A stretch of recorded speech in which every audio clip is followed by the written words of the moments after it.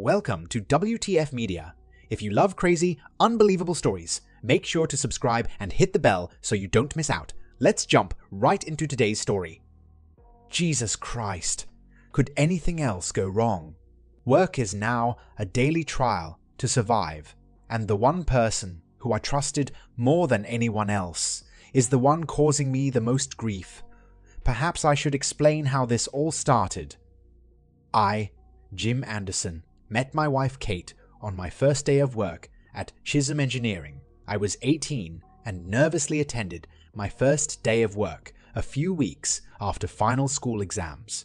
I had done well and could have headed off to college, but knew it wasn't for me.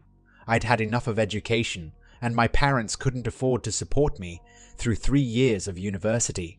Kate was the human resources assistant, supporting the company induction, and was drop dead gorgeous. It took me 3 months to build up enough courage to ask her out. It was surely just a case of how gentle the rejection would be. Only she didn't. She actually said yes and asked where we were going. I was so certain she would reject me, I hadn't even thought of anywhere. Move on 20 years, and amazingly, we both still worked at the same firm. We'd also been happily married for 18 those years. I headed up the project management team, whilst Kate had a meteoric rise to become director of human resources at the sizable engineering plant. Everything was fantastic.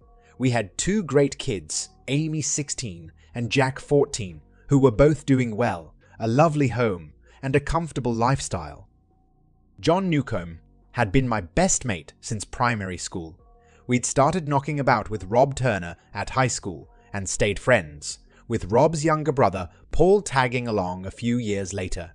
Paul was the only bachelor between us. The rest of us were married and the wives were all close, having known each other for years. Paul was more focused on his career than the rest of us. I'd recommended our company to him and was delighted when he landed the Director of Operations role. It was a very well-paid job, and we celebrated accordingly. Paul explained he was surprised to get it, as old man Chisum had given him a really hard time during the interview. 6 months later, the 4 of us were having a few pints on a Friday night. When I mentioned Kate being a bit off and distracted recently, I raised it as I thought the other wives might have mentioned something to my friends, especially if it was anything medical. Nothing had been said. The guys were all concerned and agreed that it was highly unusual for Kate. I admitted that the thought of an affair had crossed my mind. The guys didn't believe that could be true, but asked what was making me think that. I had trouble explaining it other than something that just felt off. Paul hadn't said anything at that point, then suddenly launched into an all-out defense of my wife, saying he worked with Kate and there was absolutely no way she would even look at another guy. What's more, I was a complete idiot forever thinking she would. It was almost a rant. I thought it very strange. Paul's defense was just too vehement. When I looked around, I wasn't the only one surprised. I remembered that he'd often flirted with Kate, lots of jokes and small touches, and since working at the firm, they'd been away on a couple of business trips. I was staring at him, trying to work things out. He didn't react, but he was starting to look guilty and was hyper-agitated. Rob knew him better than anyone and picked up on it too. He looked at his younger brother. "Please tell me you're not that stupid." At the same time, I almost shouted, "So when did you start fucking my wife?" Chaos erupted and we both stood. I tried to attack each other, but John and Rob just managed to keep us apart. Rob dragged his younger brother outside and told him to fuck off. "But my brother. I mean, it fuck off before I kick the shit out of you myself. You stupid, arrogant prick." John and Rob tried to say it might not be as bad as I thought, and that I needed to talk to Kate to find out the truth. I agreed and traipsed home. When I got there, Kate was sitting at the kitchen table crying. "I take it Paul called to warn you then. Is it true?" Kate didn't deny it, but did downplay it, saying it wasn't an affair. Seemingly, they had messed around on a business trip together. I dug enough to confirm messing around constituted sex. She swore it was an alcohol-fueled one-off, but I wasn't convinced. Rob's heartfelt defense of her made it feel like there was more involved. I'll admit, my reaction was unyielding. I didn't give a shit if it was once or 100 times. Cheating was cheating, and I had been completely blindsided. Kate couldn't explain her actions or why, and her apologies all felt meaningless. In the following months, we separated and were heading for divorce. That was bad enough, but to make things worse, Kate started seeing Paul again. That pretty much confirmed my suspicion that there had been more to it than a one-off. The pints with John and Rob stopped. It was awkward with their wives being friends of Kate. They did ask, but I wasn't in the mood for company, and I had little money to spare. I also thought they'd be socializing as a group, especially with Paul being Rob's brother. Losing your wife to one of your best friends really was a miserable experience. It felt like I had divorced my whole life. Kate won custody of our 2 kids, and she kept our house. I knew Paul spent time there. Despite that, I was still paying for half of the mortgage, plus child support. All I could afford was a shitty little flat in the crap end of town. That didn't help with the kids. They weren't too keen to stay over and wanted to spend time with their friends who all lived near our old house. At first, I took them for days out spending any spare cash I had on trips, which we had all loved and had done regularly since they were little. Then, the timing conflict started. They were going on a city break with Kate and Paul, then a school trip away, then a stayover with friends. It was a never-ending list of excuses. In the end, I had hardly seen them for the past 2 months and was really missing them. If it wasn't for their sports, I might have lost touch completely. I had always covered their sporting events and had coached them both in football. Kate never attended, preferring to give herself some downtime. Now both she and Paul attended everything. At half-time in Amy's football match, I asked Kate why she was there.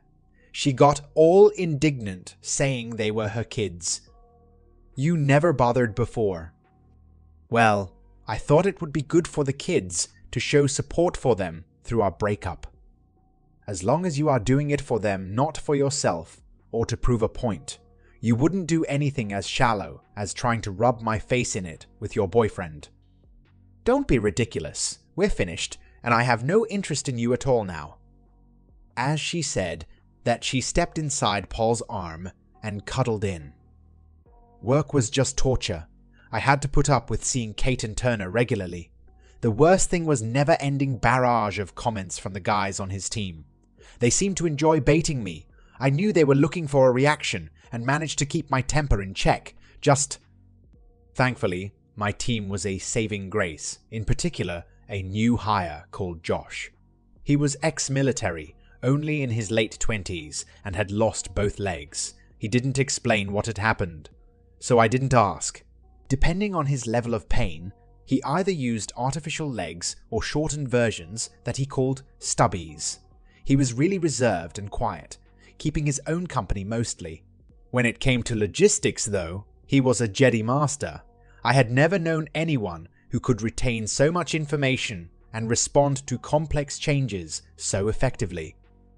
I was surprised one day when he quietly asked was I was putting up with so much shit. I tried to explain my tales of woe and crap in my life, and immediately felt stupid given everything he must be dealing with. He looked at me with a serious expression. It comes down to a simple choice. Get busy living or get busy dying. Did the military instill that in you? He started laughing uncontrollably. Not a chance. It's far too profound. It's a quote I ripped off from the film Shawshank Redemption. The British infantry version would be, "Just get on with it, you wanker." I joined in with his laughter, realizing it had been months since I'd had a good laugh. I finally saw a bit of light at the end of the tunnel when Marie, an accountant for the firm, asked me out. I hadn't even thought about dating, and she took me by surprise. I had known her for years and knew she was divorced. She was a lovely person. We dated a few times before Kate got wind of it. I heard rumors Kate was slagging her off and calling her a slut, but couldn't prove anything. Marie came over to meet the kids, but they were absolutely horrible, ignoring her initially, and then reciting their mother's opinion of her. I was mortified by their behavior and told them so. Marie was a gentle person and got really upset before she insisted on leaving, despite my apologies. I told the kids to go home to their mums whilst struggling to contain my temper. I called Marie numerous times. When she eventually picked up, she explained that she didn't want to cause any problems with my family, and it was better to call a halt now rather than later. I was absolutely gutted. I think I was done, no matter how I tried to do the right thing. I got shit on from a great height. I might as well give up. Then Josh's comments came back to me. I was trying to find some positives in my life when Amy informed me that Paul had promised to buy her a car and driving lessons for her 17th birthday. I was furious, but said that I would need to discuss that with her mother first. Amy stomped off in another huff. I called Kate asking how my 16-year-old daughter was about to own a car without me knowing anything about it. You know I wanted to teach the kids to drive, and I certainly don't want her owning a car yet. Why not? It's a lovely thing for Paul to do. Don't be upset just because you can't afford it. So, you'll be happy with her driving around parties with her friends. Do you have any idea how many road accidents involve kids that age? I wanted to ease Amy into things. Just let her use our cars until she was more mature and we could trust her. Oh, well, no. I hadn't thought about that. I guess that would be a worry. And since when do I get to cut out of all the decision-making involving kids in favor of your boyfriend? I am their guardian. Wrong we both are. You just happen to have custody. You'll be telling me that fucker wants to adopt them next. Don't be ridiculous. I agree we should have asked you first. I will tell her we won't do it. Great. So I'll be the bad guy again, ruining her chances of a car, and Paul stays the hero. Are you two deliberately trying to cause problems between me and Amy, or is it just a gift you have? Of course not. Paul is just trying to be supportive and bond with the kids. Tell him to back off. He has you and seemingly my kids, but I am their father. I have a right to be included in these decisions. I'm sorry, okay? Those words didn't match her tone, which sounded disdainful. How many times are you going to apologize after making selfish decisions? Try changing your actions instead. Think about someone else other than yourself. You and Turner are certainly meant for each other. You're like two peas in a pod. What is that supposed to mean? You sound jealous, Jim. You were the one who left me, remember. If you hadn't, we would have still been making these decisions together. And you were the one who fucked around. It's pointless bringing that shit up again. We need to do what is right for the kids. I don't want them spoiled. They should earn things and be self-sufficient. Amy can do a part-time job if she wants to save up for a car, and then we can help her, not just give her everything on a plate. I was angry with Kate's comment about not being able to afford to help. That was because I was still paying the mortgage and child support. It was infuriating, especially seeing as Turner seemed to be spending a lot of time there. Trying to deal with Kate was like repeatedly dashing my head against a wall and getting the same result. I saved up everything and reckoned I could just about afford it. I phoned Kate to make sure the kids would be there on Friday for the weekend pickup. Surprise, surprise. They had a trip arranged and forgot to tell me. I had to threaten her with the family court before she agreed I could go over on Friday to see them. Prior to them leaving Saturday afternoon, I stood in our old kitchen, remembering happier days. The kids sat at the table, and Kate stood at the bench, just like old times. I suggested a holiday, the one we had planned as a family for years, a road trip through Europe in the summer. Amy had wanted to see as many European capital cities as possible, whilst Jack wanted to do Via Ferrata climbs and adventure sports in the Alps. It wouldn't be cheap, but I was willing to spend everything I had and borrow the rest. The kids were enthusiastic and started talking about the different places we could visit. At last, a positive, they had responded how I'd hoped. I saw Kate looking thoughtful. That was supposed to be our family holiday, Jim. We planned it together. Well, we can't do it together now, and it's probably the last chance we get before Amy is away holidaying with friends. Just then, Paul came into the kitchen like he owned the place. Jack excitedly told him about the trip. Paul nodded and said it sounded great, then added, "I guess we can do our holiday another time." All three turned to him in unison and asked, "What holiday?" "Well, I was thinking of a summer-long trip across the United States. You pick the route, but it could include Disney, then jumping across to the West Coast, doing La and the Pacific Coast Highway." Amy interrupted, "Oh my God, that would be an amazing trip." "Don't see why not. We could call in there for a few days to break up the flights back to Blighty." Jack was straight into questions about the rides at Universal and if they could go to Busch Gardens or a Six Flags park. He loved all the thrill rides. I never hated a person more in that moment. He knew he had me. I could hardly insist on a lesser trip when they were so excited. I stood and walked out of the kitchen, doubting anyone noticed me leaving. I had just gotten to my car door when Kate caught up with me. Jim, I am sorry about your trip." "Answer me one question truthfully, Kate. Is that the first you have heard of this holiday?" "Well, yes. I don't think Paul had had the chance to tell us about it. I am sorry, it conflicts with your idea." "Jesus, Kate, you're not that stupid. He just made it up on the spot, and I can guarantee nothing is booked. He is taking my kids away from me, and you're helping him. What the fuck did I do to deserve that?" "I am sure it's an innocent clash." "I'd finally had enough. You keep saying sorry, and then do the exact same things over. So here is what is going to happen. Tell your boyfriend this. The next time I have the slightest issue with access or being excluded from parenting my children, I will take the matter up with him directly." "Are you actually threatening us, Jim?" "Talking to you is like pissing into the wind. So, yeah, I am trying a different tact and will live with the consequences." "You wouldn't hurt us." "Maybe not you, though you deserve it. He, on the other hand, is due some payback. You and he should think carefully before you put someone in a position with nothing to lose, and that's exactly where you've put me." I looked up to see Paul standing at the door. I half expected him to attack me. He was bigger after all, but he just scuttled back inside the house. I saw the disappointed look on Kate's face, but she covered it quickly. "There you see, a real man doesn't resort to threats of violence." "No, he runs away, it seems." I calmed myself, looking back at Kate. "Are you trying to win their affections and alienate me? They are my kids, not his. I'd like to think I am a good dad. You should want me involved instead of playing pathetic games." Kate seemed to have lost the ability to speak. "It's not. You are. This shouldn't be a competition, but let's admit it. You've won. I've lost. You got the house, the money, our friends, the rich boyfriend, and the kids.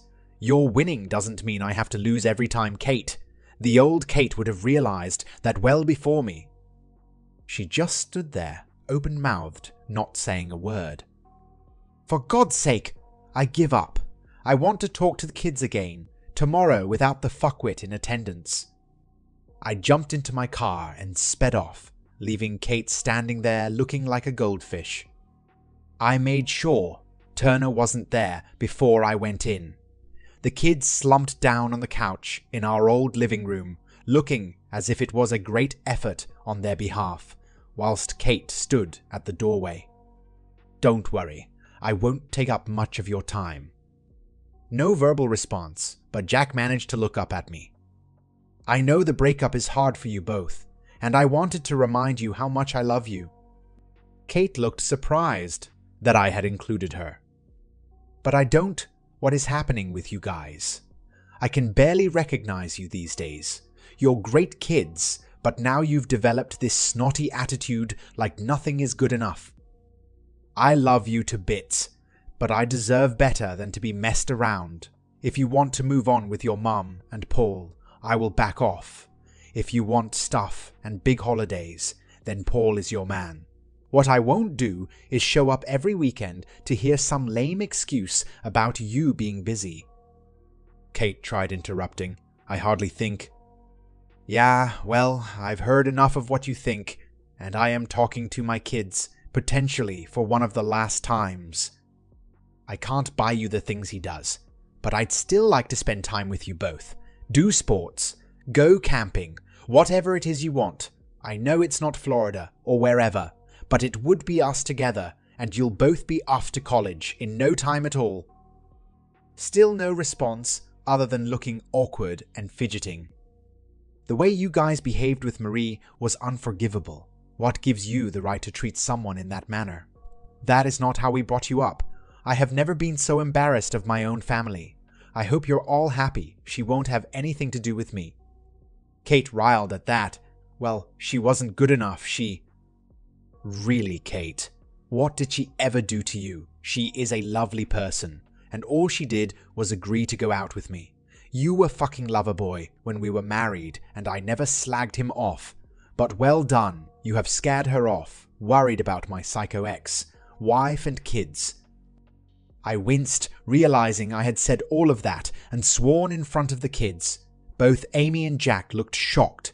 That information seemed to be a revelation to them. I turned to Kate, and another thing, thanks to Turner rubbing lack of funds into my face. I checked with the child maintenance agency, and they reckon I should have offset the mortgage against some of the child support. So you can expect an assessment and revision. Maybe Loverboy can step up and pay towards my house that he seems to be living in. Amy piped up and looked at her mum. Dad's still paying. Her voice trailed off, and Kate was back to her goldfish impression. The kids didn't look much brighter. It didn't look like I was going to get a response from any of them. I stood up in frustration yet again, mumbled something about letting me know, and left. I was back at my pokey flat, wondering if I could afford to move. I neglected to mention to Kate that my lawyer advised me to keep going with the mortgage payments and reduce the child support. It guaranteed a roof over my kid's head, but he reckoned it might turn out to be a good investment as property prices were skyrocketing. And once Jack left home in a few years, she would either have to sell or buy me out. My phone rang. It was Amy. I found myself wondering what the next tribulation in my life would be. I answered with Amy, saying she had Jack on speaker. She spoke in a hurry. "We've worked out. We owe you 6 weekends and 4 weeks vacation, and wondered if you would still want to do that tour through Europe this summer." Her words poured out in a nervous jumble. "You remember those places?" "Of course, we talked about it for years, and it should be a lot warmer than Scotland." "And Dad, well, we're sorry about how we acted. Mum never mentioned that it was her who cheated. We thought it was you, and that it must have been with Marie. And Paul made it sound like he was paying for everything after you. Just left us. I don't care, as long as I can get my kids back again." Jack joined in. "You're wrong about Paul. We don't really like him. He's a prick." I tried not to laugh. Honestly, I did. That's not the impression you gave Jack. We thought that if you weren't seeing us, well, that you might come back." "That is never going to happen, Jack. Things are over with me and your mum. She's moved on, but I want to be there for you both." Amy picked up for Jack. "The thing is, Dad, we think Mum feels the same way. He isn't really here that much, but turns up if you are due to pick us up. They argue a lot and it's often about you. I find that hard to believe. Your mum's been nothing but a bye." "Well, she's been difficult to deal with since we split. I'd go as far as to say she hates me." "I don't think so, Dad. I think she knows she made a mistake." I was sitting in Kate's human resources office at work. My nose was bust, and I was trying not to bleed all over what looked like an expensive carpet. Kate was furious when she saw me. "Jesus, Jim, fighting at work. It's gross misconduct. I will have to dismiss you." "What's the matter? Worried about losing out on the child support?" It's pathetic. Grown men fighting. You realize we had to call an ambulance for Bob. Good, he deserved it. I thought I did quite well considering there were 3 of them. Grow up, Jim. This is a total disaster. It's so bad the old man is coming in. Turner burst in then. I tried not to smile at his swollen lip and the bruised cheek.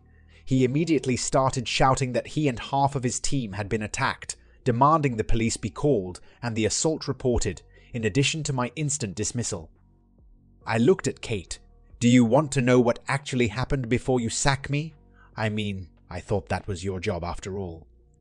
A deep voice resonated across the room. I do. I turned to see old man Chisum, the chairman and founder of Chisum Engineering. He rarely attended the factory these days, but still had an imposing presence and reputation to match. Weirdly, Josh was standing next to him. Turner launched into an explanation. It was an unprovoked attack in the canteen against me and 2 of my team. An unprovoked attack by 1 man, taking on 3 seems a bit odd, don't you think? Well, I probably swung first, but seeing as I was outnumbered, I wasn't going to wait about. I thought I saw Chisum stifle a smile. Kate went on, We will have no option but to dismiss you and call the police, Jim. You had already threatened Paul. I heard it myself. Nothing somebody says, conjuvity says, can justify an assault. Aren't you going to ask what provoked it?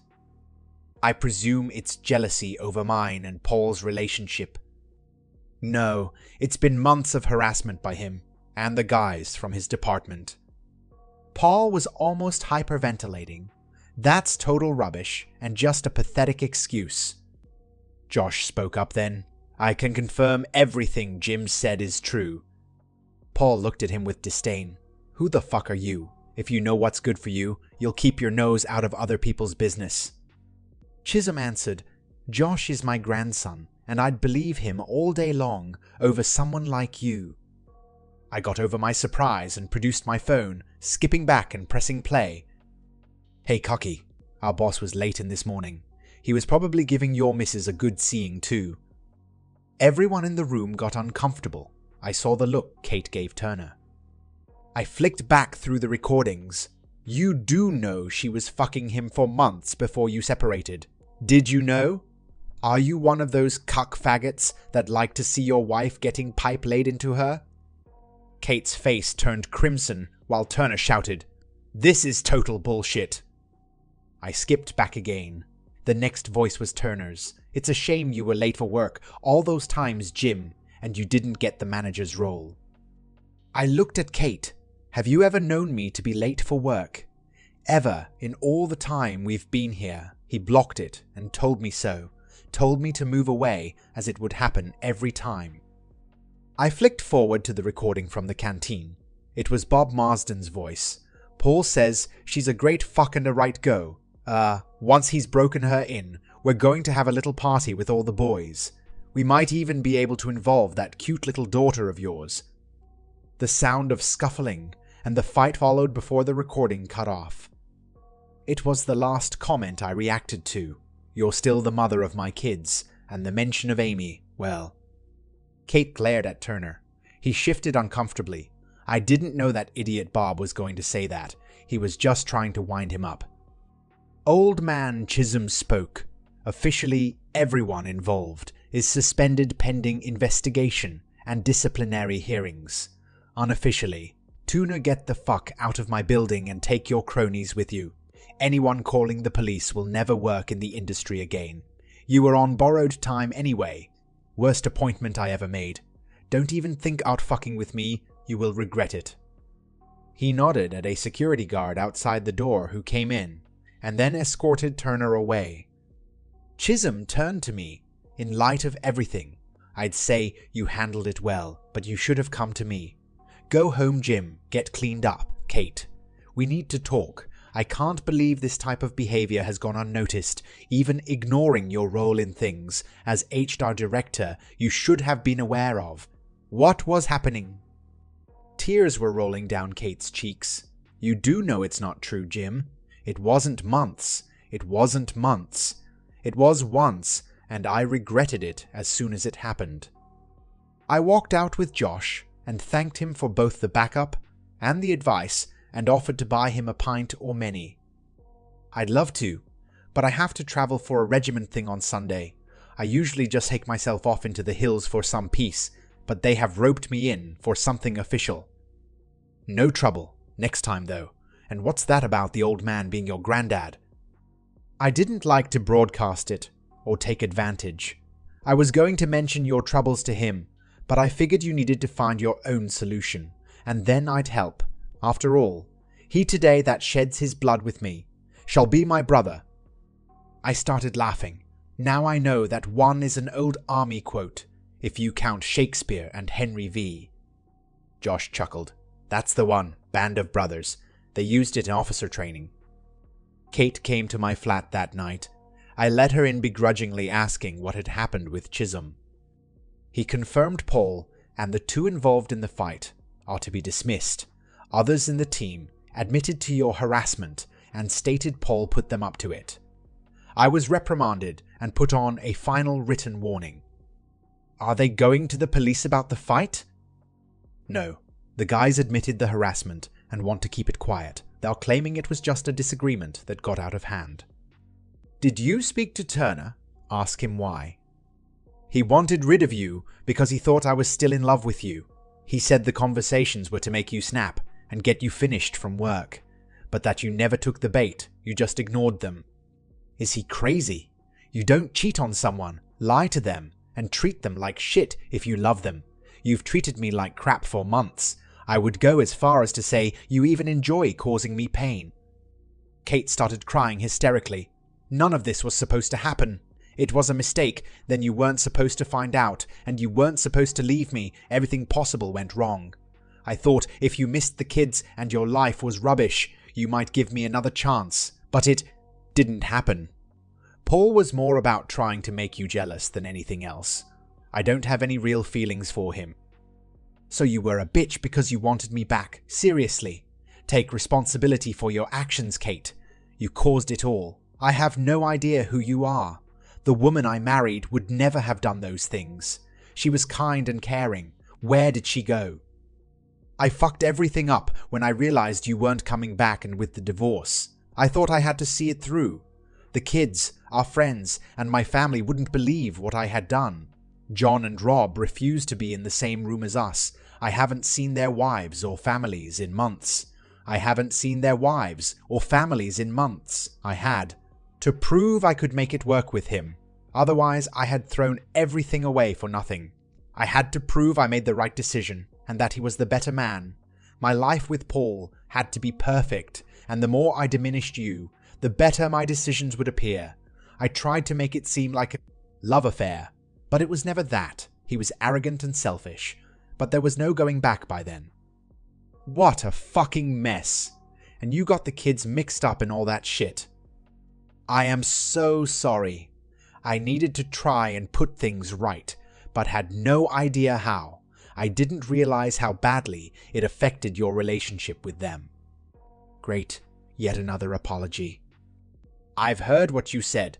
I will change my actions so I don't need to keep apologizing. At least it's over with him. He is gone now, and I need you. And so do the kids. They are really angry with me, I thought. Well, I thought maybe we could try again. I've never stopped loving you. I couldn't believe it. I was so certain she hated me. It gave me pause for thought, but not a long pause. There is no way back, Kate. Not for me.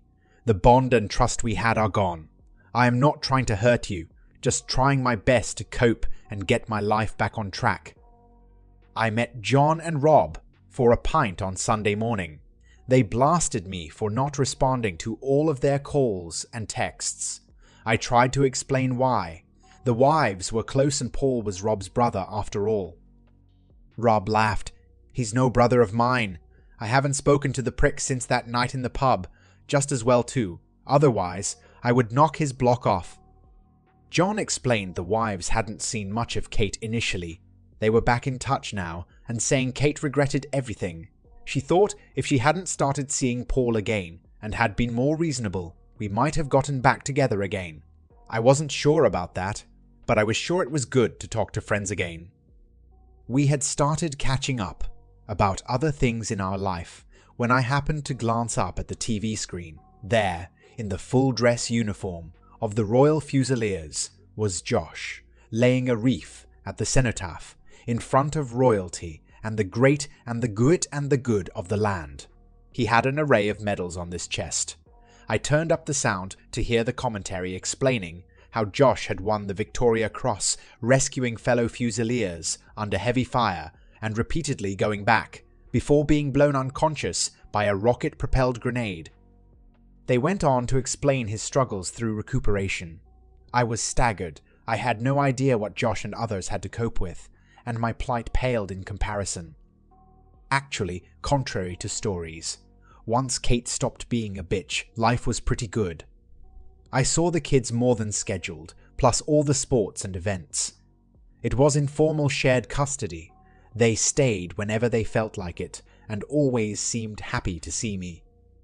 The child maintenance service reduced what I was paying, offsetting the mortgage as they suggested. I got a promotion at work and a huge bonus payment. Chisum said he wanted to avoid any harassment claim or a constructive dismissal case. I got back into some old hobbies and planned to travel more. I was flabbergasted when Marie turned up at my new terraced cottage. We hadn't spoken for months, and I didn't think she knew where I lived. I invited her in, somewhat uncertainly.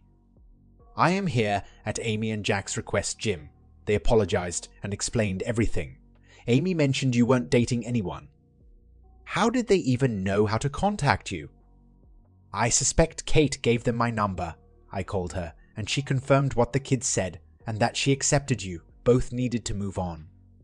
Things were getting surreal.